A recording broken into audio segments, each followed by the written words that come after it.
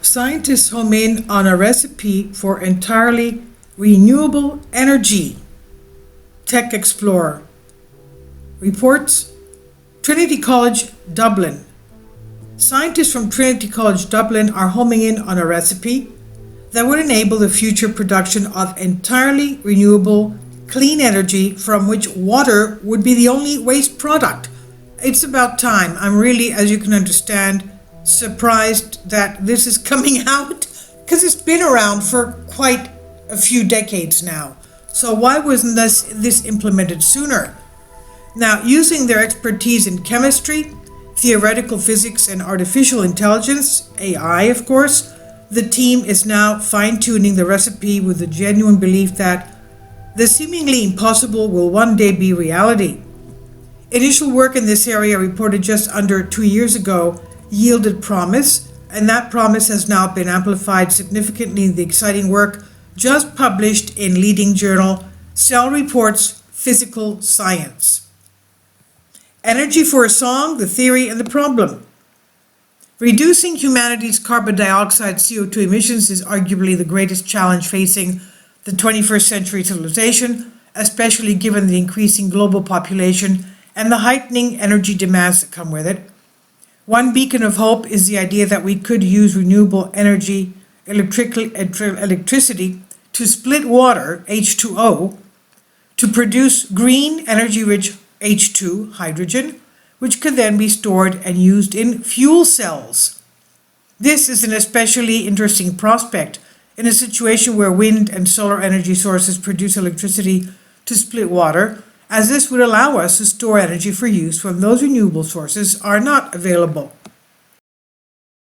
Kindly support my Patreon account since YouTube has again demonetized my YouTube channel. The daily posts are 5 videos daily, and they are totally different from what I have on my YouTube channel. Thank you so much for your support and that you find all my content so interesting. You'll find the Patreon account details in the description box below. The main problem and the essential problem is this. Water is very stable and requires a great deal of energy to break up.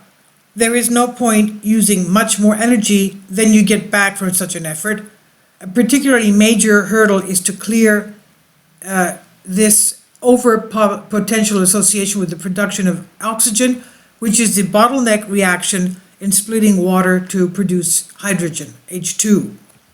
Although certain elements are effective in splitting water, such as ruthenium or iridium, these are prohibitively expensive and scarce for global commercialization. Other cheaper options tend to suffer in terms of their efficiency and or their robustness. In fact, at present, nobody has discovered catalysts that are cost-effective and robust for significant periods of time.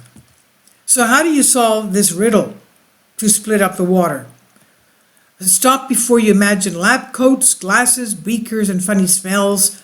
This work was done entirely through a computer. By bringing together chemists and theoretical physicists, the Trinity team behind the latest breakthrough combined chemistry smarts with very powerful computers to find one of the holy grails of catalysts. What did the team find? Then, 2 years ago, the team discovered that science had been underestimating the activity of some of the more reactive catalysts, and as a result, the dreaded overpotential hurdle seemed easier to clear. Furthermore, in refining a long acceptable theoretical model used to predict the efficiency of water-splitting catalysts, they made it far easier to search for the elusive green bullet catalyst, quote-unquote.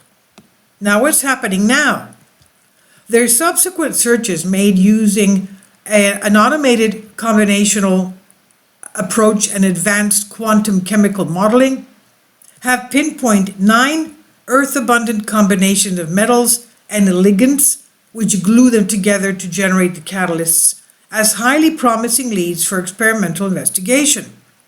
3 metals stand out: chromium, manganese, and iron, for the team as being especially promising. Chromium, manganese, and iron.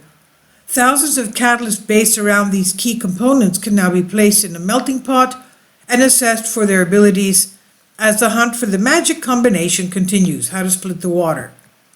Max Garcia Melchor, Usher Assistant Professor of Chemistry at Trinity College in Dublin, is a senior author on the landmark research, and he says, 2 years ago, our work had made the hunt for the holy grail of catalysts seem a little more manageable. Now we have taken another major leap forward by narrowing the search area significantly and speeding up the way we search. Until recently, we were looking for a tiny needle in a huge haystack. After reducing the size of the haystack, we have now hoovered up plenty of the remaining hay.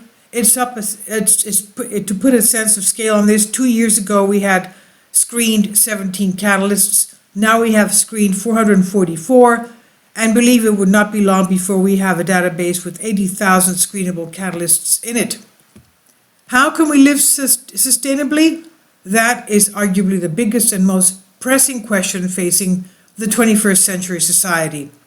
I believe researchers from all disciplines can help to answer that, and we feel a particular strength of our pursuit is the multidisciplinary approach we're taking. Michael Craig, PhD, candidate at Trinity, is the first author of the journal article, and he said, "It seems hopeful that science could provide the world with entirely renewable energy, and this latest work provides a theoretical basis to optimize sustainable ways to store this energy and goes beyond that by pinpointing specific metals that offer the greatest promise. A lot of research has focused on the effective yet prohibitive expensive metals such as possible candidates, even though these are far too rare to do the heavy lifting required to store enough hydrogen for society. We're focused on finding a long-term viable option, and we hope we will." And that's what the team has said. This is from Trinity College Dublin. It's on Tech Explorer. I'm still thinking as I was reading this, especially towards the end, because they still haven't found the holy grail of catalysts to split the water. What would Nikola Tesla have done? I'm sure he already had the free energy solution, but he was stopped. And he claims that the Earth itself is full of energy. And the ether all around us, even the whole universe is full of ether, is full of energy. And he believed in the electromagnetic capacity of the universe. And of course, our Earth. So maybe and he says, look at frequencies. The frequencies, once you look at frequencies, that will change the whole nature of how you see physics. Perhaps they're going around this the wrong way, really. Anyway, I hope they do come up with something very simple and very cheap in order to split water. And the result would be, of course,